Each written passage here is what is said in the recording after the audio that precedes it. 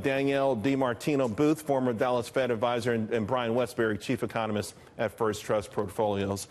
Danielle, let me ask you, because just moments ago we had this North Korean missile test. Equities in the aftermarket went down just a little bit here. What are you most concerned about with respect to our economy and the markets?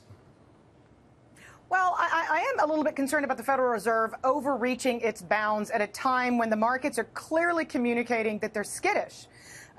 We just had a moment where the valuation metric, as defined by the Shiller price-to-earnings ratio, crossed the 30 threshold. So we do know that stocks are pretty stretched in terms of valuations. So just to keep it in layman's terms a little bit here, Danielle, if the Fed gets too aggressive, that will wreck the economy, wreck the stock market? I think that the Fed is notorious in terms of too late in coming to the party, and they've already tightened monetary policy quite a bit over the past few years.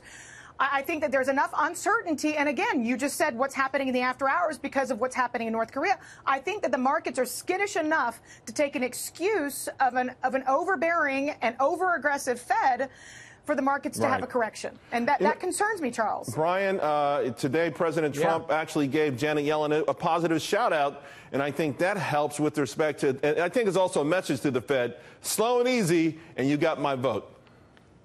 Yeah, maybe. I'm going to question this, Danielle saying the markets are skittish. Yesterday, we hit an all-time record high in the Dow and the S&P. I mean, the markets are screaming. People say, and they have been saying for the past 7-8 years, that they're overvalued. This Shiller PE has been high for years. So I don't understand. What's skittish? Brian, what's the number one threat to this rally and to our economy then? Yeah, the number one threat is if the government doesn't shrink itself. The good news is that President Trump, I mean, we already have January to August of this year, government employment is down. Last year it was up. The year before that it was up. So that's good news. We've also deregulated. That's really positive. We need tax cuts. Tax rates are too high, especially on corporations. But the biggest problem for our economy is government is too big. And let me just go to this Fed thing real quick. There are $2.1 trillion of excess reserves in the financial system, in the banking system. The Fed will be nowhere near tight until those excess reserves are gone. That's what tight is.